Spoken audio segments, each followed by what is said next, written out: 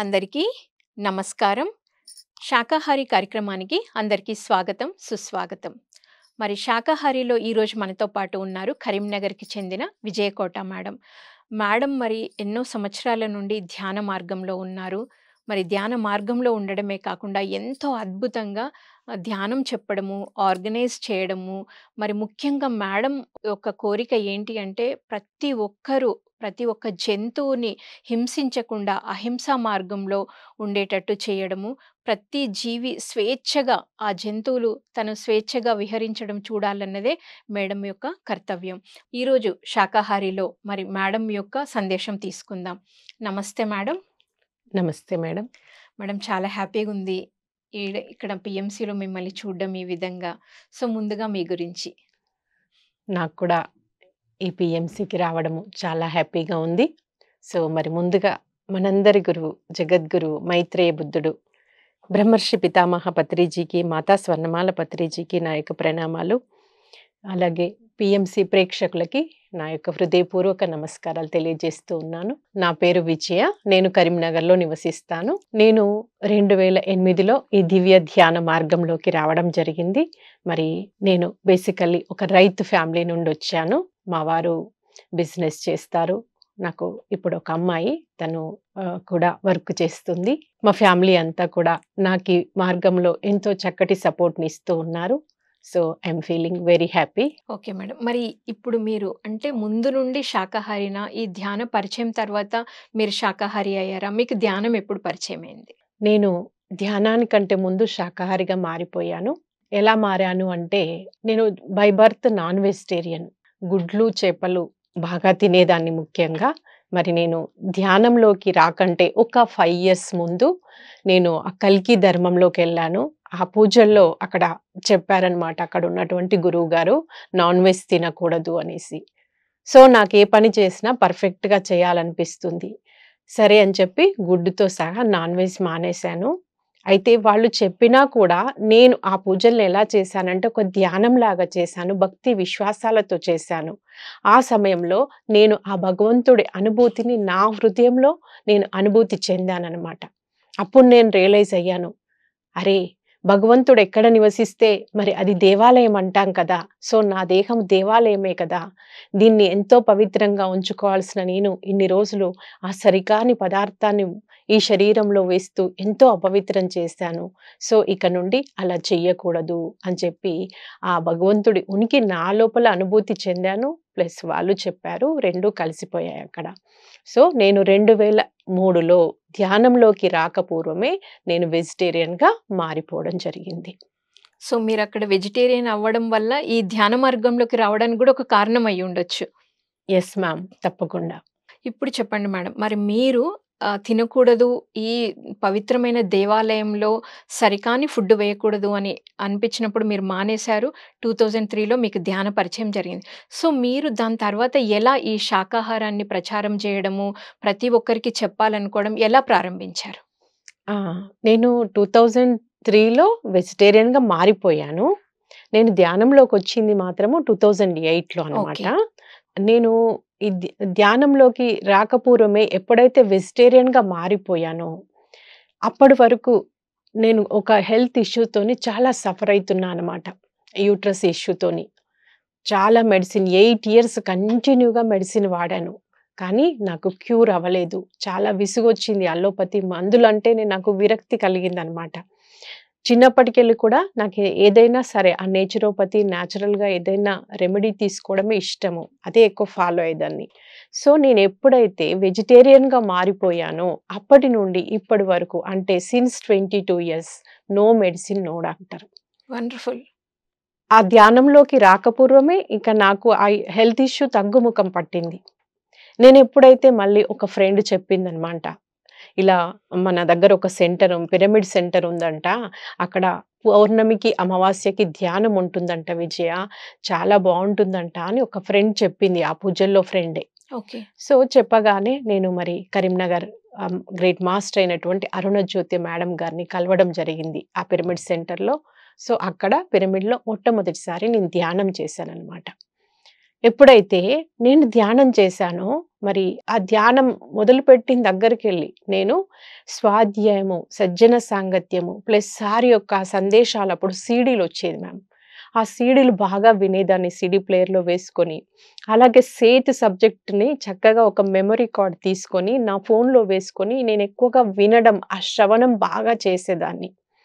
నాకు సార్ యొక్క సందేశాలు ప్లస్ ఆ సేత్ సబ్జెక్ట్ ఏంటి ఏ విధంగా ఉపకరించింది అంటే, మన వాస్తవానికి మనమే బాధ్యులము అనేది బాగా నాకు ఆకలింపు జరిగింది. నేనప్పటి వరకు నాకున్న చిన్న చిన్న బాధలకి వీళ్ళు కారణము, వాళ్ళు కారణము అని అపోహల్లో ఉండేదాన్ని.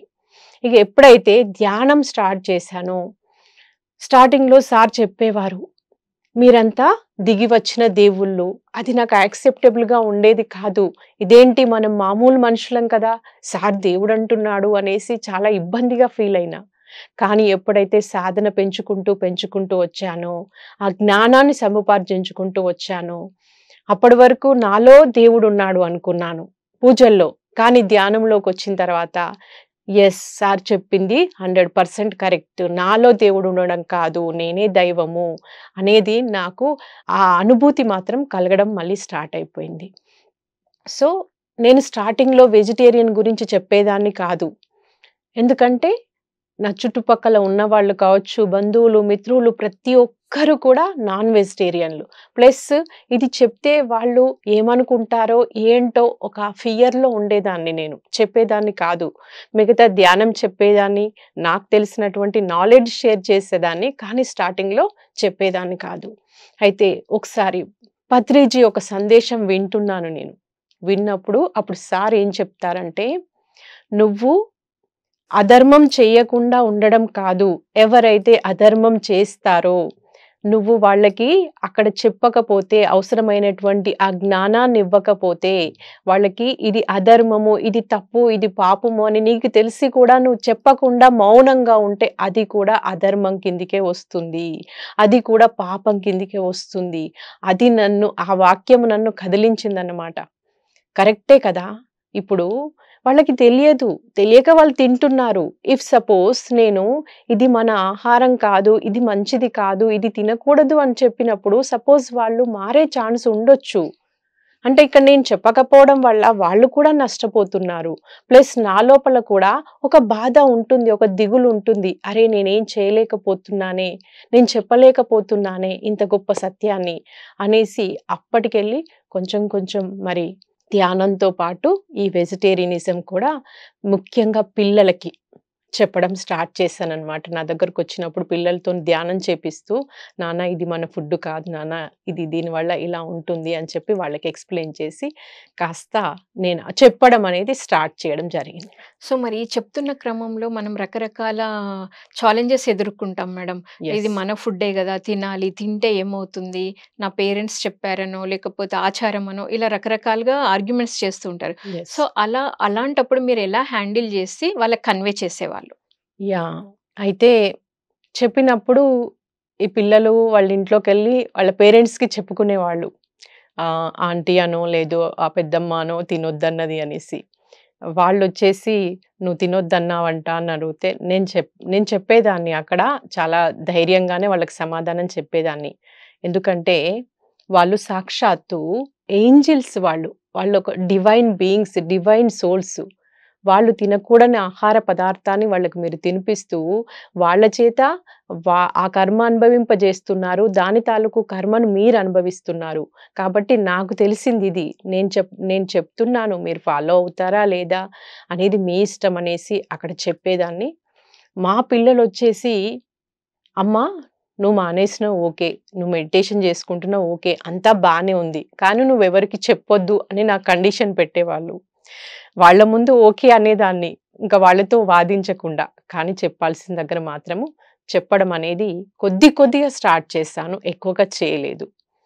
ఈ మధ్య కాలంలో చెప్తున్నాను. చక్కగా ముఖ్యంగా నేను ఆ మెడిటేషన్ క్లాసులు ఎప్పుడైతే ఆ లాక్‌డౌన్ పీరియడ్ నుండి తీసుకుంటున్నానో, క్లాసుల్లో చెప్పినా కూడా అందులో ఇది కాస్త నేను యాడ్ చేస్తున్నాను.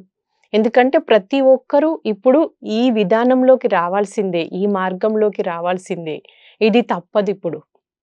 అందుకోసమని చెప్పడం స్టార్ట్ చేశాననమాట. యాహ్! Wonderful ma'am. అంటే ముఖ్యంగా మనకు పీఎస్ఎస్ఎం మూవ్‌మెంట్‌లో శాకాహార ర్యాలీలు తీస్తూ ఉంటారు. యాహ్! సో, మరి మీరు ఆర్గనైజ్ చేసి ఏమైనా ర్యాలీ తీసారా? లేకపోతే వేరే వాళ్ళు తీస్తున్నప్పుడు మీరు పాల్గొన్నప్పుడు, ఆ రోజంతా దాంట్లో ఉండి ఒక జీవిని చంపకూడదని చెప్తున్నప్పుడు మీకు కలిగిన ఎక్స్‌పీరియన్స్ ఏంటి? శాకాహార ర్యాలీ వచ్చేసి స్టార్టింగ్‌లో నేను ధ్యానంలోకొచ్చిన తర్వాత 2010, 11 ఆ ప్రాంతంలో కరీంనగర్‌లో ఒక పెద్ద ఎత్తున శాకాహార ర్యాలీ జరిగింది. ఆ రోజు పత్రిజీ కూడా వచ్చారు. ఒక పెద్ద మీటింగ్ జరిగింది. సో, ఆ ర్యాలీలో పాల్గొన్నప్పుడు మాత్రము ఆ జీవుల కోసము అప్పటి వరకు వాటిని తినడము, భక్షించడము ఇదే తెలిసింది నాకు. కానీ వాటి కోసము, వాటి స్థానంలో ఉండి నేను ఆ స్లోగన్స్ చెప్తూ ఉన్నప్పుడు, మాట్లాడుతూ ఉన్నప్పుడు, అందరితో కలిసి ఒక ఉద్యమంలాగా దానిలో నేను ఫార్వర్డ్ అయ్యి వెళ్తూ ఉన్నప్పుడు నాకు చాలా ఆనందమేసింది. మళ్ళీ అట్లాగే నేను పుట్టిన ఊర్లో మా అన్నగారు కూడా పిరమిడ్ మాస్టర్ అన్నమాట. సో, అక్కడ కూడా ఒకసారి శాకాహారి ర్యాలీ జరిగినప్పుడు నేను అక్కడ పాల్గొన్నంత సేపు కూడా అక్కడ తెలియని ఆనందము. ఆ జీవులన్నీ కూడా ఎంతో ఆ ర్యాలీ అక్కడ ఒక శాంతి యజ్ఞం జరుగుతుంది అనేటువంటి ఒక భావన వచ్చింది. ఆ మూగ ప్రాణులన్నీ కూడా ఎంతో ఆనందిస్తున్నాయి, సంతోషిస్తున్నాయి. మేము చేస్తున్నటువంటి ఆ ర్యాలీ వల్ల అనేటువంటి ఒక అనుభూతి కలిగింది. సో, నేను ఆర్గనైజ్ చేయలేదు. కానీ రీసెంట్‌లీ లాస్ట్ ఇయర్ కూడా ఒక మెగా శాకాహార ర్యాలీ జరిగింది. సో, దాంట్లో కూడా పార్టిసిపేట్ చేయడం జరిగింది. సో, మేడం మరి మీరు ఇంతకు ముందు ఉన్న మీ ఆలోచన విధానానికి మీరు వెజిటేరియన్ అయ్యి మరి ధ్యానంలోకొచ్చి ఇంకొకరిని వెజిటేరియన్‌గా తయారు చేస్తున్నప్పుడు ఇప్పుడున్న మీ ఆలోచన విధానానికి తేడా ఏమిటి? చాలా తేడా ఉంది మ్యామ్. నా పర్సనల్ ఎక్స్‌పీరియన్స్ చెప్పాలిక్కడ నేను. యెస్. నేను చిన్నప్పుడు ఊర్లో పల్లెటూరులో పుట్టి పెరిగాను. సో, మాకు కోళ్ళుండేటివి. మేము కోళ్ళు పెంచేవాళ్ళము. మా అమ్మ, నాన్న వాళ్ళు మేమందరము కూడా.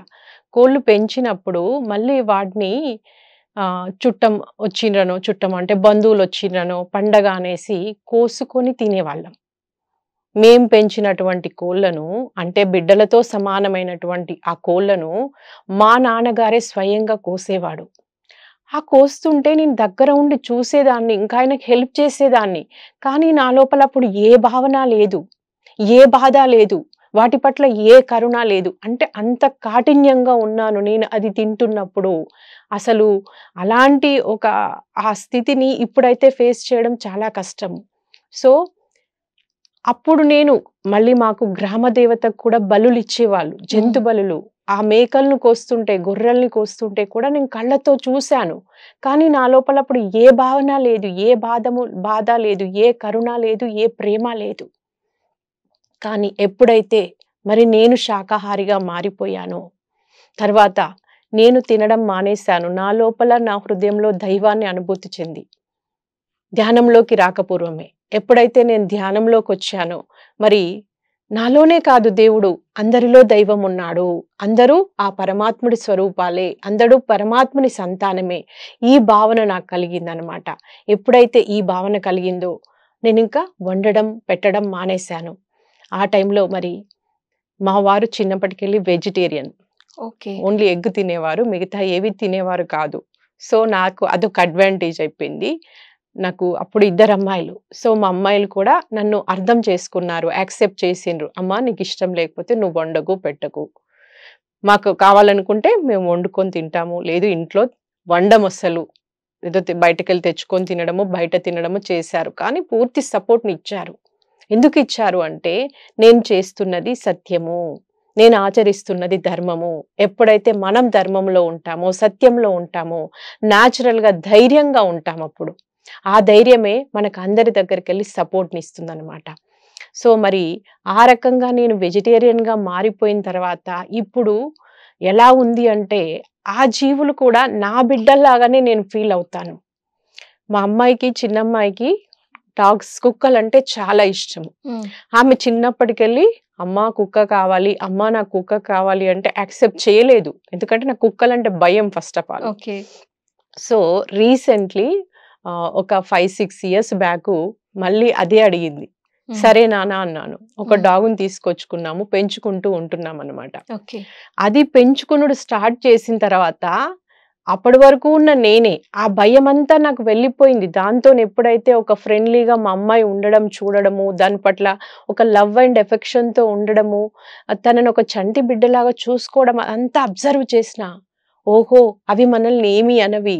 నేనే అనవసరంగా భయాలు పెట్టుకున్నాను అని చెప్పి నా భయాన్ని కూడా ఆ జీవి వల్ల నేను దూరం చేసుకున్నాను. నేను చూసే దృక్పథం మారిపోయింది ఆ జీవులను. సో, అది ఎప్పుడైతే ఆ డాగ్ నా దగ్గరికొచ్చిందో, ఇక అన్ని జీవుల పట్ల నా దృష్టికోణం మారిపోయింది. ప్రేమతత్వం వచ్చేసింది. ప్రేమతత్వం వచ్చేసింది. ఈవెన్ ఇల్లుడుస్తుంటే కూడా, ఇంట్లో నడుస్తుంటే కూడా చీమలు కనిపిస్తే ఆ చీమ మీద తప్పిపోయి కాలు పడితే ప్రాణం విలవిల్లాడేది. ఎప్పుడన్నా కాక్రోచ్‌లను అవి ఇంట్లో ఉంటే బావుండదు కదా! చంపాలి అంటే నేను ఆ బిల్ల గీసేదాన్ని కాదు. వాటిని తీసుకెళ్ళి బయటేసేదాన్ని. అలాగా ప్రతి జీవి పట్ల ఆ ప్రేమ, కరుణ అనేది ఉద్భవించింది. దానికేమన్నా ఇబ్బంది కలిగితే అది నా పిల్లల కంటే ఎక్కువగా నేను దానికి కేర్ తీసుకునేదాన్నమాట. అది నాకు పుట్టలేదు. నా సంతానం కాదు, బిడ్డ కాదు. నా దగ్గరికొచ్చింది. అయినా కూడా దాని పట్ల ఎంతో ప్రేమతత్వం వచ్చేసింది. అలాగే ఆ డాగ్‌తో పాటు ఎక్కడ ఏ జీవిని చూసినా కూడా, ఏ ప్రాణిని చూసినా కూడా ఆ ప్రేమతత్వము, ఆ కరుణాతత్వం ఆటోమేటిక్‌గా వచ్చేసింది. అట్లాగే అదివరకు ఇంట్లో ఆహార పదార్థాలు పని వాళ్ళకు కొంచెము మనం తినలేనప్పుడు పెట్టేవాళ్ళను. కానీ నేను ఎదుగుతున్న కొద్దీ నేనేది తింటానో, ఇది నాకు మంచిది అనిపిచ్చిందే వాళ్ళకి పెట్టడం స్టార్ట్ చేశాను. ఇది నాకు సరిపడతలేదు, ఇది బాగోలేదు అనిపించినప్పుడు వాళ్ళకి గూడా పెట్టొద్దు. ఆ కర్మ సిద్ధాంతం పట్ల కూడా నాకు అవగాహన అనేది స్టార్ట్ అయిపోయింది. మనం ఏదిస్తే అది తిరిగి మనకొస్తుంది. మరి నేను ఎగ్స్ బాగా తినేదాన్నని చెప్పాను కదా! యెస్. అలాగే ఆ ఎగ్స్ తినడం వల్ల నాకు ఈ హెల్త్ ఇష్యూ వచ్చింది అనేది నేను ధ్యానంలో తెలుసుకున్నా మ్యామ్. ఆ యూట్రస్ ఇష్యూ ఏదైతే నేను గుడ్లు బాగా తినడం వల్ల వచ్చింది. నేను ఎప్పుడైతే వెజిటేరియన్‌గా మారిపోయానో, అప్పుడు నాకు ఆ నేచర్ నుండి సపోర్ట్ వచ్చింది. నేను ఎప్పుడైతే కమిట్ అయిపోయానో, నాకు ఆ ఇష్యూ తగ్గుముఖం పట్టిందనమాట. అట్లాగే మరి ఒక మేడం చెప్పారనమాట. ఈ గుడ్ల గురించి ఎక్స్‌పీరియన్స్ చెప్తా మేడం. వాళ్ళ వాళ్ళ పిల్లలు వెజిటేరియన్స్‌గా మారిపోయారు. కానీ ఎగ్గు తింటున్నారంట. వాళ్ళ బాబొచ్చేసి ఒకరోజు వాళ్ళమ్మ ఎగ్స్ బాయిల్ చేస్తుంటే వచ్చిండంట. చూసిండంట. చూసిన తర్వాత ఆ ఎగ్గు నీళ్ళల్లో మరుగుతూ ఉన్నప్పుడు ఆ బాధ, ఆ పెయిన్ అంతా ఆ అబ్బాయి ఫీల్ అయిపోయి వాళ్ళ మదర్‌తో ఏడుస్తూ, ఏడుస్తూ చెప్తా ఉన్నాడంట. అమ్మా నేనెప్పుడు కూడా ఇంక లైఫ్‌లో గుడ్డు తినను. నేను ఆ బాధను ఫీల్ అయ్యాను అనేసి. మరి అలాగా నేను కూడా అంతవరకు జీవహింసలో ఉన్నాను కాబట్టి ధ్యానం చేస్తున్న టైంలో నాకు బాడీ పెయిన్స్ చాలా వచ్చేటివి. ధ్యానం కుదిరేది కాదు. కూర్చుండేదాన్ని కాదు. నాకప్పుడు అర్థమైంది. ఓహో! నేను ఇతరుల జీవులకి హింసించాను. మా నాన్న చేపలు పట్టుకొచ్చి, చేపలు నా కళ్ళ ముందే వాటి పీకలు తీసి, రాకి వాటిని చంపి కోస్తుంటే నేను అప్పుడు అంత కఠినత్వంతో ఉన్నాను. నాకే బాధ లేదు. కానీ ఆ తర్వాత నేను ధ్యానం చేస్తుంటే వాటికి ఏ బాధనైతే నేను ఇచ్చి ఉన్నానో ఆ సఫరింగ్ నేను ధ్యానంలో అయ్యాను మ్యామ్. సో, అప్పటి నుండి నాకింకా కూడా ఆ జీవులు అన్నింటి పట్ల కూడా ఒక ప్రేమతత్వము, కరుణాతత్వం అనేది వచ్చింది. Okay madam. అంటే మీ ఎక్స్‌పీరియన్స్‌ని బట్టి అంటే కర్మ అనేది ఖచ్చితంగా వస్తుంది. యాహ్! మనం ఏమిస్తామో అది తిరిగి వస్తుంది. సో, మీరది తినడం వల్ల మీరు హెల్త్ ఇష్యూస్ కూడా ఫేస్ చేశారు. సో, కర్మ సిద్ధాంతం ప్రకారం ఇది మేడం. సో, సైంటిఫిక్‌గా మీరేం చెప్తారు? ఓకే. మనము ఏ బయోలాజికల్ సైంటిస్ట్‌ని అడిగినా కూడా మనము హెర్బివైర్స్, నాట్ కార్నివైర్స్. కార్నివైర్స్ అంటే జంతు ఆహారం తినే జీవులను కార్నివైర్స్ అంటారు. హెర్బివైర్స్ అంటే ప్లాంట్ బేస్డ్ ఫుడ్, శాకాహార జీవులను హెర్బివైర్స్ అంటారు. సో, సైంటిఫికల్‌గా ఏ సైంటిస్ట్‌ని అడిగినా కూడా మానవులు, హ్యూమన్ బీయింగ్ అంతా కూడా హెర్బివైర్సే.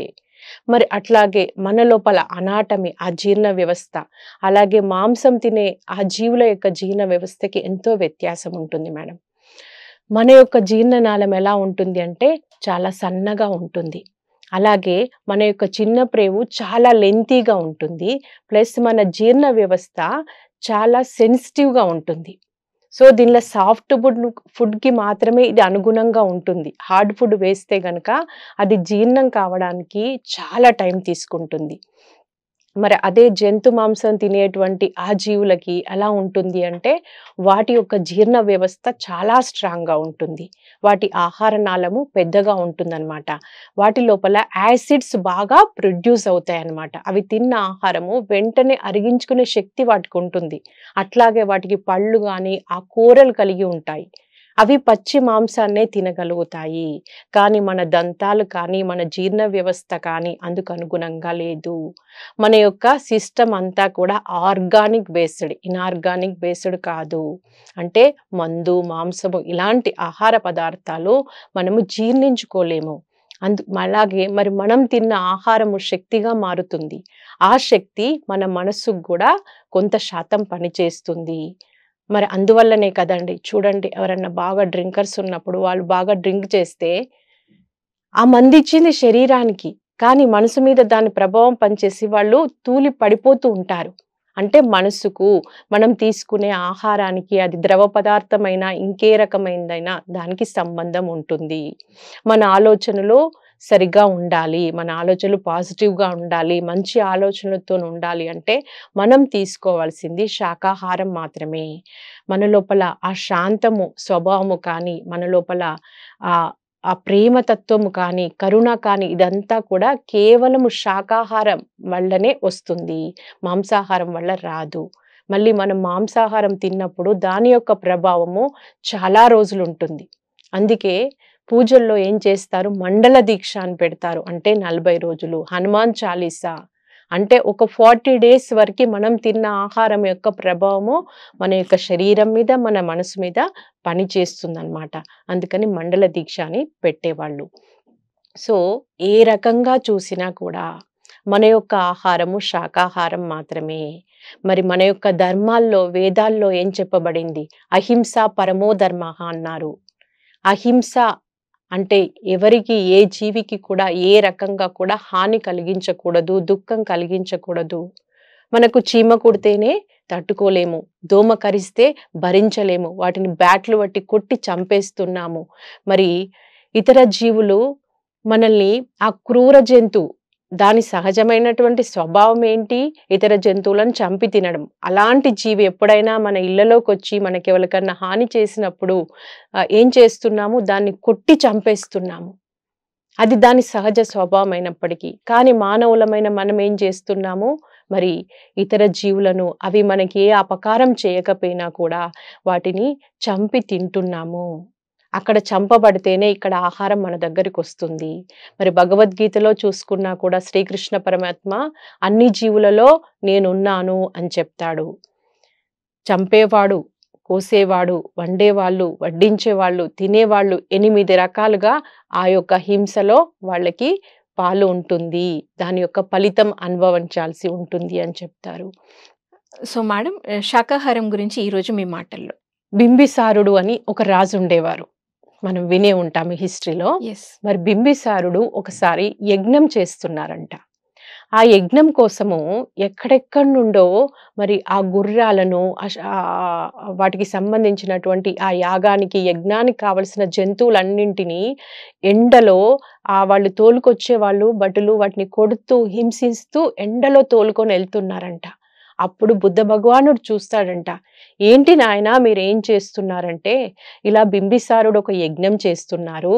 ఆ యజ్ఞం కోసం ఈ పశువులన్నింటినీ తీసుకెళ్తున్నాం మేము అని చెప్తాడంట. ఆయన మనసు ద్రవించిపోయింది. వెంటనే వాళ్ళతో పాటు వెళ్ళిపోతాడు. అక్కడ బింబిసారుని రాజ్యంలోకెళ్తాడు. ఆ యజ్ఞ వాటికలోకెళ్తాడు. ఇక బింబిసారుడు ఏం చేశాడు? ఒక అశ్వాన్ని తీసుకొచ్చి బలి ఇయ్యడానికి సిద్ధమైపోయినాడు. అప్పుడు బుద్ధ భగవానుడు, రాజా ఒక్కసారి ఆగండి. ఒక్క నిమిషం నేను చెప్పేది వినండి. మీరు ఒక రాజు, ఒక రాజ్యానికి ప్రభు. అంటే సాక్షాత్తు ఆ భగవంతుడి యొక్క ప్రతినిధి మీరు. అంటే మీ యొక్క బాధ్యత ఏంటి? మీ రాజ్యంలో ఉన్నటువంటి అన్ని జీవులను, ఆ మనుషులను, అన్నింటినీ కూడా రక్షించవలసిన బాధ్యత మీది. మీరు దేనికోసం చేస్తున్నారు ఇది అని అడుగుతారంట. ఏముంది భగవాన్, నాకు కీర్తి ప్రతిష్టలు కావాలి, దానికోసం చేస్తున్నాను. నీకు ఈ జంతువులను బలి ఇవ్వడం వల్ల కీర్తి ప్రతిష్టలు కాదు కదా, నీకు పాపం వస్తుంది. నువ్వు ఆ పాపాన్ని ఇప్పుడు కాదు, ఎన్నో జన్మలుగా మళ్ళీ నువ్వు అనుభవించాల్సి ఉంటుంది. ఒక జీవును నువ్వు బలిస్తే గనక 1000 యజ్ఞ యాగాదులు చేసిన పుణ్యమంతా నీకు హరించుకుపోతుంది. ఒక జీవును నువ్వు రక్షిస్తే గనక 1000 యజ్ఞ యాగాదులు చేసినటువంటి పుణ్యం నీ ఖాతాలోకి వస్తుంది. నువ్వు చేస్తున్నది సరియైన పని కాదు, ఒక రాజువై ఉండి నీకు ఇది తగదు అని చెప్పి మరి బుద్ధ భగవానుడు తనకి జ్ఞానోపదేశం చేసిన తర్వాత బింబిసారుడు రియలైజ్ అయిపోయి ఆ బుద్ధ భగవానుడి పాదాలు పట్టుకొని బుద్ధ భగవానుడికి తర్వాత తను కూడా శిష్యుడిగా మారిపోయి మరి తను కూడా ఎంతో శిష్యుడిగా ఉండి మరి చక్కగా తను కూడా సేవా మార్గంలోకి వెళ్ళిపోయాడంట. అంటే ఒక చిన్న సంఘటన ఒక మనిషి లోపల మార్పు తీసుకురావచ్చు, ఒక చిన్న ఆలోచన మనిషిలో మార్పు తీసుకురావచ్చు అండి. మనం ఆలోచిస్తలేము దాని గురించి. అందరూ తింటున్నారు, మనం తింటున్నాము. సో మీరు చెప్పారు మేడం ఇందాక ఒక చిన్న ఆలోచన మనుషుల మరి పత్రిజీ గారు 40 సంవత్సరాల కిందట ఆయన ధ్యాని అయిన తర్వాత జంతువుల యొక్క ఆవేదన వాటిని రక్షించడానికి కోసమే ఆయన భూమి మీదకి వచ్చారు. సో సారు ఏం చెప్పారు ఇంకా వెజిటేరియనిజం గురించి మిమ్మల్ని ఎక్కువ ప్రభావితం చేసిన సందేశం ఏంటి? సార్కి అసలు సార్ వచ్చింది కానీ ఈ భూమి మీదకి పిఎస్ఎస్ఎం వచ్చింది కానీ ఈ యొక్క ఈ సమస్త జీవులను రక్షించడానికే వచ్చారు. జంతు సామ్రాజ్యము, పక్షి సామ్రాజ్యము, మత్స్య సామ్రాజ్యము అంటే చేపలు ఇలాంటివి నీళ్ళల్లో జీవించేటి ఈ 3 సామ్రాజ్యాలు ఉన్నాయి కదా. ఈ 3 సామ్రాజ్యాలలో ఉన్నటువంటి జీవులను చంపి తినే హక్కు మనకి లేదు. సార్ ఇచ్చేటువంటి అన్ని సందేశాలలో కూడా సార్ యొక్క ఆ బయటికి కాఠిన్యంగా ఈ మనుషుల లోపల మార్పు తీసుకురావడానికి కోసం కాఠిన్యంగా మాట్లాడుతున్నారు కావచ్చు, కానీ సార్ లోపల అనంతమైన కరుణ ఉంది, ప్రేమ ఉంది. ఎవరి పట్ల ఉంది? నాట్ ఓన్లీ మానవుల పట్ల కూడా ఉంది. ఎందుకంటే వారికి తెలుసు మనం చేస్తున్న దాని ఫలితం ఎలా ఉంటుంది, దాన్ని మనం మళ్ళీ అనుభవించడం ఎంత కష్టమో ఆయనకి తెలుసు. అందుకోసమని వారెప్పుడూ కూడా ఫస్ట్ ధ్యానమా శాకాహారమా అంటే శాకాహారానికే ప్రయారిటీ ఇచ్చేవారు. అవును. మనకి ఇక్కడ ఒక ధ్యాని ఒక శాకాహారి అయిన 2 ఎగ్జాంపుల్స్ చూడొచ్చండి.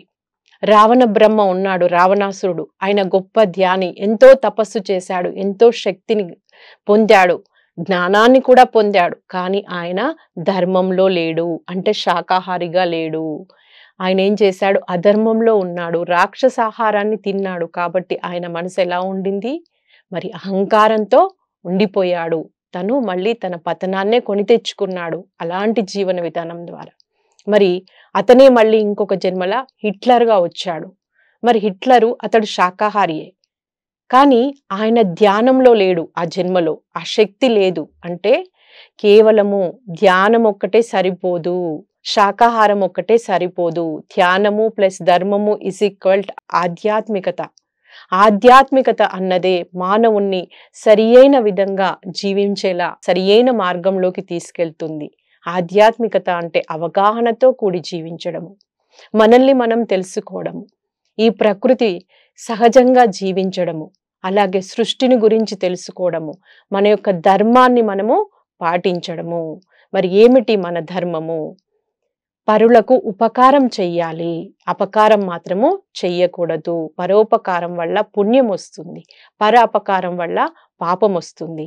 మరి పత్రిజీ ఇచ్చినటువంటి అన్ని సందేశాల్లో కూడా నాకు బాగా నచ్చేది ఏంటి అంటే ఈ శాకాహారానికి సంబంధించింది. ఎందుకంటే వాళ్ళు మిగతా ఆ ధ్యానము జ్ఞానము అంతా కూడా శాకాహారిగా మారడం వల్ల ఇంకా ఎక్కువగా దాన్ని తీసుకోవడానికి, అర్థం చేసుకోవడానికి, అవగాహన చేసుకోవడానికి అవకాశం ఉంటుంది. అంటే మన ఆలోచన, మన మనసే కదా అన్నింటికీ ముఖ్యం. అందుకోసం మరి మన మనసును మంచిగా ఉంచుకోవాలి. శరీరాన్ని, అసలు ఈ శరీరం ఎంత విశిష్టమైనదంటే ఇది ఒక మహిమాన్వితమైనది. మనము ఆ విగ్రహాన్ని మానవులు తయారు చేస్తున్నారు, అలాగే విగ్రహానికి ప్రాణ ప్రతిష్ఠ చేసేది కూడా మానవుడే. అంటే మనిషి చేత సృష్టించబడినటువంటి విగ్రహానికి మనం ఎంతో విలువనిస్తున్నాము, గౌరవిస్తున్నాము, పూజిస్తున్నాము. కానీ ఈ విగ్రహానికి మనము ఏ రకంగా గౌరవం ఇస్తున్నాము? అసలు దీని గురించి మనం ఏమైనా తెలుసుకుంటున్నామా? ఈ విగ్రహాన్ని ఎవరు తయారు చేస్తారంటే సూక్ష్మ లోకాలలో ప్రకృతి దేవతల ద్వారా, ఏంజిల్స్ ద్వారా తయారు చేయబడుతుంది. అట్లాగే మరి కానీ చాలా మంది మా అమ్మ పుట్టించింది నన్ను, నాన్న పుట్టించారు అని చెప్తారు కదా మేడం. యెస్. తెలియని తనంలో మరి అలాగే నేను అలాగే అనుకున్నాను. అలాగే చూసేదాన్ని ప్రతిదాన్ని. కానీ ఈ ధ్యాన మార్గంలోకొచ్చిన తర్వాత, ఈ యొక్క జ్ఞాన సముపార్జన చేస్తూ ఉన్నప్పుడు నాకీ ఈ విషయాలన్నీ అవగాహనలోకొచ్చాయి. అంటే నేను ఆ పుస్తకాలు చదువుతూ సందేశాలు వినడమే కాదండి. మరి నేను ధ్యానంలోకొచ్చిన తర్వాత నాకు ఆ ఇంట్యూషన్ అనేది యాక్టివేట్ చేయబడ్డది. ఎప్పుడైతే ఇంట్యూషన్ యాక్టివేట్ చేయబడ్డదో నాకెక్కడ ఏ డౌట్స్ ఉన్నా కూడా ప్రతి దానికి నేను క్లారిటీ తీసుకునేదాన్ని. నా పర్సనల్ విషయాలు మాత్రం, ఇతరుల గురించి కాదు. అలాగే నేచర్ గురించి, అలాగే మరి మన సొసైటీ ఆధ్వర్యంలో జరుగుతున్నటువంటి రకరకాల కార్యక్రమాల గురించి, పత్రిజీ గురించి ముఖ్యంగా.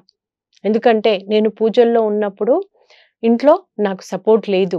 వాళ్ళు మనుషులు, వాళ్ళను పూజించడం ఏంటి అని చెప్పి ఇచ్చేశారు. మరి మళ్ళీ నేనింకా పూజలు వదిలేసి మళ్ళీ ఇంకొక మార్గంలోకొచ్చాను. ఇంకొక గురువును పట్టుకున్నాను. మరి ఇప్పుడు కూడా నాకు నేను వెళ్తున్న సరియైన మార్గమేనా? నేను సరియైన గురువుని ఎంచుకున్నానా? అని చెప్పి నేను ఆ ఇంట్యూషన్ ద్వారా క్లారిటీ తీసుకున్నాననమాట. క్లారిటీ తీసుకున్న తర్వాతనే నేను కాన్ఫిడెంట్‌గా ఓకే. పత్రిజీ వచ్చింది విశ్వ కళ్యాణం కోసము. వారు ఒక కారణ జన్ములు. భూమి మీద సత్యయుగ స్థాపన కోసం వచ్చారు అని చెప్పి ఈ విషయాలన్నిటి పట్ల ఒక అవగాహన రావడం స్టార్ట్ అయింది. అలా అవగాహన వస్తున్న క్రమంలో నేను హెల్త్ కాన్షియస్‌గా ఉంటాను మ్యామ్ చిన్నప్పటి నుండి. అంటే చాలామంది ఆరోగ్యం కోసము ఇది ఇలా ఉంటే మంచిది, అలా ఉంటే మంచిది, ఇది చేస్తే మంచిది, అది చేస్తే మంచిది అని చెప్పి తెలుసుకొని ఆచరిస్తారు కదా! కానీ నేను ఆచరిస్తూ తెలుసుకుంటున్నాను. ఓకే. ఆ ఆచరణ అనేది బై బర్త్ ఆటోమేటిక్‌గానే చిన్నప్పటికెళ్ళే నాకొచ్చింది చాలా విషయాలు. ఇప్పుడు నేను ఏవైతే మంచి మంచి అంటారో నేను వాటన్నిటిలో ఆల్రెడీ ఉన్నానన్నమాట. వాటిని ఫాలో అవుతూ వస్తున్నాను. సో, ఈ శరీరం పట్ల మనకి ఫస్ట్ శరీర ధర్మం తెలవాలి. ఒక బజార్‌కెళ్ళి, ఒక షాప్‌కెళ్ళి ఒక వస్తువును కొంటేనే మనము దాని గురించి అన్ని వివరాలు తీసుకుంటాము. Yes madam. కరెక్ట్. కదా! అది ఎన్ని రోజులుంటది? ఎప్పుడు ఆ! ఎక్స్‌పైర్ అయ్యిద్ది? మళ్ళీ దాన్ని ఇంత డబ్బులు పెట్టి కొంటున్నా, ఆ! దాని వెనక షాప్ అతన్ని అడిగి అసలు అతనికి ఇరిటేషన్ తెప్పిస్తాం గానీ, మనం మాత్రం క్వెషన్స్ ఆపం. ఆపము. యెస్. ప్లస్ దాన్ని ఎక్కడ సర్వీసింగ్ చేయించాలి? అవును. ఎలా ఇవన్నీ తెలుసుకుంటాం కదా!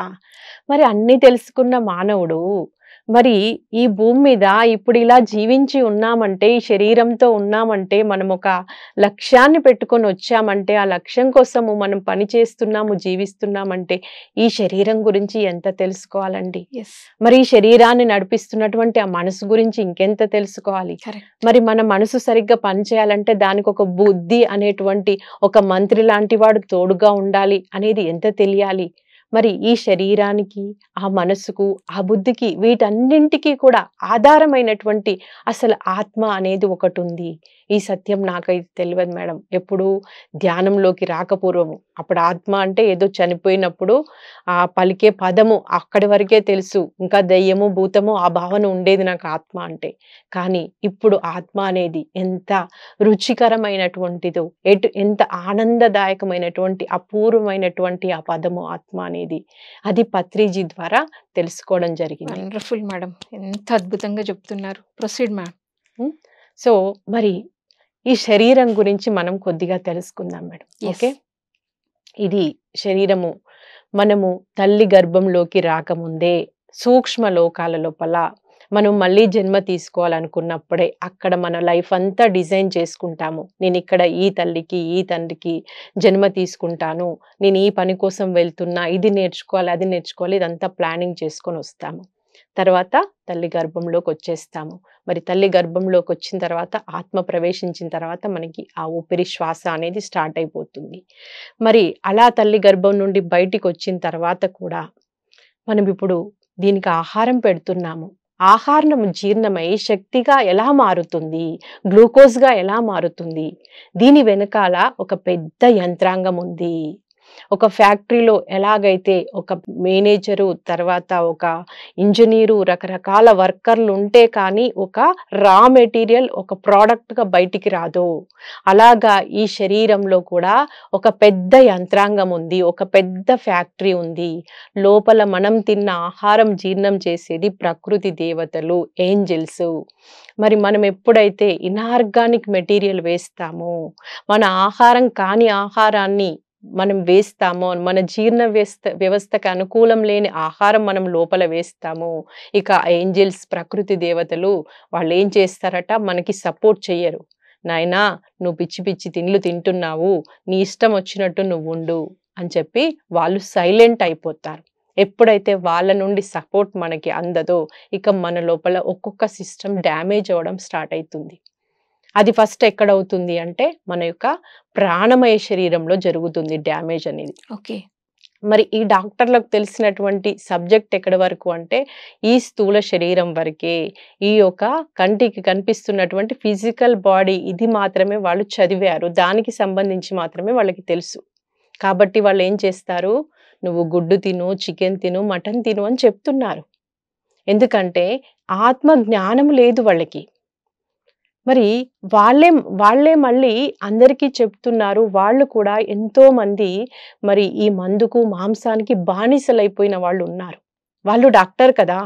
మరి వాళ్ళు ఎందుకు ఆరోగ్యంగా జీవించలేకపోతున్నారు? యెస్. అంటే ఈ సిస్టమ్ గురించిన పూర్తి అవగాహన లేదు. మనిషి అంటే కంటికి కనిపిస్తున్న ఈ శరీరం ఒక్కటే కాదు. మనస్సు, బుద్ధి, ఆత్మ వెరసి ఇదంతా కలిసి మరి ఒక జీవుడు. మరి ఎలా జీవించాలి? ఈ శరీరాన్ని తెచ్చుకున్నాము. దీన్ని ఎలా పని చేయించుకోవాలి? దీనికి ఎలా సర్వీసింగ్ చేయాలి?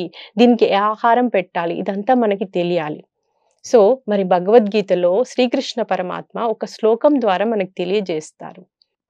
యుక్తాహార విహారస్య యుక్త చేష్టస్య కర్మసు యుక్త స్వప్నావబోధస్య యోగో భవతి దుఃఖః. ఏం చెప్పారు భగవాన్ అక్కడ? యుక్త ఆహారము. ఏ ఆహారం తీసుకోమన్నారు? యుక్తము అంటే సరి అయినది. ఏది సరి అయిన ఆహారము? మనకి ఏది సరి అయిన ఆహారమో తెలియదు. మరి ఎలా తీసుకుంటాం ఇంకా ఆహారాన్ని? తెలుసుకోవాలి. మరి అదే ధర్మం అంటారు. ఏది చెయ్యాలి, ఏది చెయ్యకూడదు, ఏం తినాలి, ఏం తినకూడదు, ఎలా ఉండాలి, ఎలా ఉండకూడదు, ఎలా మాట్లాడాలి, ఎలా మాట్లాడకూడదు, ఇదంతా కూడా ధర్మము అని చెప్పబడుతుంది. మరి మన శరీరానికి కూడా ఒక ధర్మం ఉంటుంది. ఫస్ట్ దీనికి ఏ రకమైన ఆహారం పెట్టాలి? మనము 3 రకాల ఆహారం ఇస్తాం మన దేహానికి. ఒకటి వాయు రూపంలో ఇస్తాము, 2 ద్రవ రూపము నీరు రూపంలో ఇస్తాము, 3 ఘన పదార్థాలు మనం తినేటువంటి భుజించేటువంటి రకరకాల పదార్థాలు. అన్నింటికంటే ముఖ్యమైనది చాలా మనకి శక్తినిచ్చే ఆహారం ఏది అంటే వాయు రూపంలో. అందుకే కదండి ఇప్పుడు మునులు ఋషులు తపస్సు చేస్తారు. మరి వాళ్ళు ఎలాంటి ఆహారం తీసుకోకపోయినా కూడా ఎన్నో సంవత్సరాలు ఎంతో ఆరోగ్యంగా ఆయుష్ను పెంచుకొని మరీ జీవిస్తున్నారు. అవును. Yes ma'am. కదా! మరి మనం ఏం చేస్తున్నాం ఇక్కడ? ఈ విటమిన్ లోపం ఉంది, ఈ మినరల్ లోపం ఉంది, నాకు ప్రోటీన్ కావాలి అని చెప్పి రకరకాల పదార్థాలు తీసుకుంటున్నాము. కానీ ఫలితం ఏమన్నా మరి ఫుల్ మనకి సాటిస్ఫైగా ఉంటుందా? ఏమీ ఉండట్లేదు. ఎందుకంటే సరి అయిన ఆహారం ఏంటో మనకి తెలియదు. మనకి ఏ ఆహారం తినాలో మనకి తెలియదు. అలాగే ఏం తినాలి, ఎలా తినాలి, ఎంత తినాలి, ఇది కూడా చాలా ఇంపార్టెంట్. ఏం తినాలి అంటే మనకి ఆ భగవంతుడు, ఆ ప్రకృతి నిర్దేశించిండ్రు ఆహారము. నాయనా నువ్వు శాకాహార జీవి, నీ యొక్క సిస్టమ్ అంతా కూడా ఆర్గానిక్ సిస్టము. ఇప్పుడు మనకు ఒక కారు ఉందండి. ఆ కారులు పెట్రోల్తో నడిచే కారు.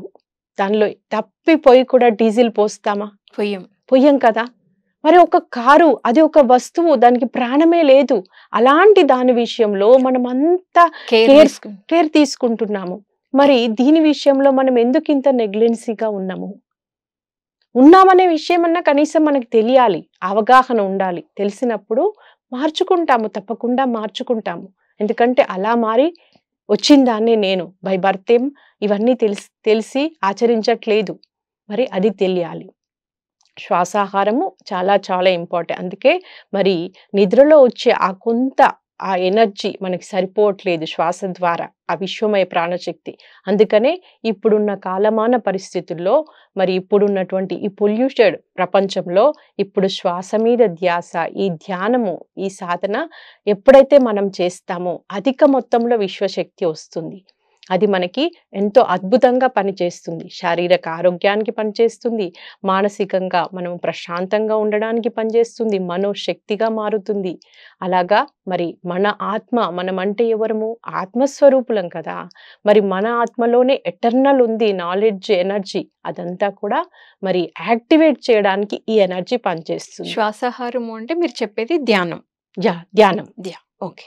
మనకి భజగోవిందంలో ఆదిశంకరాచార్యులు చెప్తారనమాట. ప్రాణాయామం ప్రత్యాహారం నిత్య వివేక విచారం. ప్రాణాయామము అంటే ఇదే సహజ సిద్ధమైనటువంటి శ్వాస మీద ధ్యాస. ప్రాణాయామం ఎవరైతే చేస్తారో మనకి ప్రత్యాహారం వస్తుంది. ప్రత్యాహారము అంటే నోటి నుండి నోటి ద్వారా లోనికి తీసుకునేది ఆహారము.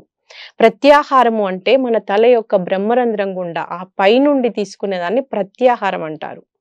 ఆ ప్రత్యాహారం ఎవరైతే తీసుకుంటారో నిత్య అనిత్య వివేకం వస్తుంది అని చెప్పారు అక్కడ. అంటే ఏది నిత్యము, ఏది అనిత్యము, అంటే ఏది శాశ్వతంగా ఉండేది, ఏది అశాశ్వతమైనది, ఆ వివేకము, ఆ విచక్షణ మనకి ఎప్పుడైతే వస్తుందో అది చక్కగా మన బుద్ధిని ప్రేరేపిస్తుందన్నమాట. ఎప్పుడైతే ఆ బుద్ధి వికసిస్తుందో మరి మన లోపల ఆ ఆత్మజ్ఞానం ఎప్పుడైతే అంకురిస్తుందో మనకి ఈ విషయాల పట్ల చక్కటి అవగాహన వస్తుంది. వాటిని ఆచరించడానికి కావలసినటువంటి ఆ శక్తి సామర్థ్యాలు ఎలాగో మనం ధ్యానంలో పెంపొందించుకుంటున్నాము. ఇక మూడోది ఆహారం. మరి ఏ ఆహారం తినాలి అంటే భగవంతుడు నిర్దేశించింది శాకాహారం మాత్రమే. అంటే ప్లాంట్ బేస్డ్ ఫుడ్ మాత్రమే తీసుకోవాలి మనము. అది మాత్రమే మన ఆహారము, ప్రకృతి నిర్దేశించిన ఆహారము. మనకి ఇక్కడ భూమి మీద ఒక గవర్నమెంట్ ఉంటుంది, ఒక రాజ్యాంగం ఉంటుంది, అక్కడ రూల్స్ రెగ్యులేషన్స్ ఉంటున్నాయి. మరి ఈ భూమి మీద ఇన్ని కోట్ల మంది ఇంత సామరస్యపూర్వకంగా ఎలా జీవించగలుగుతున్నారు అంటే ఆ గవర్నమెంట్ ఇచ్చిన రూల్స్ రెగ్యులేషన్స్ ఫాలో అవుతున్నారు. అట్లాగే మరి కంటికి కనిపించినటువంటి ఈ సృష్టిని నడిపించినటువంటి ఒక ప్రభుత్వం ఉంది. ఆ ప్రభుత్వము ఇప్పుడు ఈ భూమి మీద ధర్మము మారిపోయింది. ఎందుకంటే కాలం మారిపోయింది. ఇప్పుడు యుగ మార్పులో ఉన్నాము మనము. ఈ యుగ మార్పులో ఉన్న ఈ సందర్భంలో ధర్మము మారింది. ఆ ధర్మం ఇప్పుడు ఏం చెప్తుంది అంటే మానవులంతా కూడా శాకాహారులుగానే జీవించాలి. శాకాహారం ద్వారా మనం మానవత్వంలోకి వస్తాము. తర్వాత ధ్యానం చేస్తూ దైవత్వంలోకి వస్తాము. రాబోయే రోజుల్లో ఈ భూమి మీద మానవుడు కాదు, దివ్య మానవుడు ఆవిర్భావం జరుగుతుంది. అందుకోసమే ఇంత ఆధ్యాత్మిక విప్లవము, ఇంత శాకాహార ప్రచారం అనేది జరుగుతుందన్నమాట. Wonderful madam. చాలా చక్కగా ఎగ్జాంపుల్స్తో సహా చెప్తున్నారు. So proceed ma'am. మీరు ఇంకా ఏం చెప్పాలనుకుంటున్నారు? వెజిటేరియనిజం గురించి చెప్పండి. సో కర్మ సిద్ధాంతం చూద్దామండి. Yes ma'am. కర్మ సిద్ధాంతం ఏం చెప్తుంది అంటే నువ్వు ఏది చేస్తే తిరిగి అదే నీ జీవితంలోకి వస్తుంది. అది కర్మ సిద్ధాంతం. నువ్వు ఇతరులకు మంచి చేస్తావా మంచి, చెడు చేస్తే చెడు, ఏది చేస్తే అది వస్తుంది. ఇప్పుడు అందరూ తింటున్నారంటే ఎలా తింటున్నారు? ఈ కర్మ సిద్ధాంతం పట్ల వాళ్ళకి అవగాహన లేదు. చిన్న పిల్లలండి. మేము అపార్ట్మెంట్లో నివసిస్తాము. చాలా మంది చిన్నపిల్లలు ఉంటారు. ఆ తల్లులు వాళ్ళకి ఫోర్స్ చేసి మరీ కూడా పెడుతుంటే నా ప్రాణం అంతా విలవిల్లాడుతుంది. అయ్యయ్యో, ఎంత అజ్ఞానంలో ఉన్నారే. అది వాడు తెలియక తింటున్నాడు. పాపం కొద్ది రోజుల తర్వాత ఈ జ్ఞానాన్ని వీళ్ళు పొందుతారు కావచ్చు చక్కగా యోగ ధ్యాన మార్గంలోకి వచ్చి. కానీ వీళ్ళు తెలుసుకున్న తర్వాత వాడిని మానేయరా అంటే వాడు మానేస్తాడా? అలవాటు అనేది కావడము తొందరగానే అవుతుంది, కానీ వదిలించుకోవడం అనేది చాలా చాలా కష్టము. మరి ఈ కర్మ సిద్ధాంతానికి ఒక ఎగ్జాంపుల్ చూద్దామండి. మనకి ధృతరాష్ట్రుడు తెలుసు కదా. యుద్ధమంతా, కురుక్షేత్ర యుద్ధమంతా ముగిసిన తర్వాత ధృతరాష్ట్రుడు శ్రీకృష్ణ పరమాత్మని అడుగుతాడంట, నువ్వు పరమాత్ముడు అయి ఉండి నా 100 మంది కొడుకులు చనిపోతే నువ్వు చూస్తూ ఉన్నావు, నువ్వెందుకు ఇలా చేశావు అని నిలదీస్తాడంట. అప్పుడు శ్రీకృష్ణ పరమాత్మ అంటాడంట, మామా ఇది నేను చేయలేదు, నువ్వు చేసుకున్నదే నీకొచ్చింది అని చెప్తాడంట. నేనేం చేశాను? నా కొడుకులు నేనెందుకు చంపుకుంటాను అంటే నీ కొడుకులను ఇప్పుడు చంపుకున్నావు, కానీ దీనికి కారణము గత జన్మల్లో ఉంది, నువ్వు చేసిన కర్మ.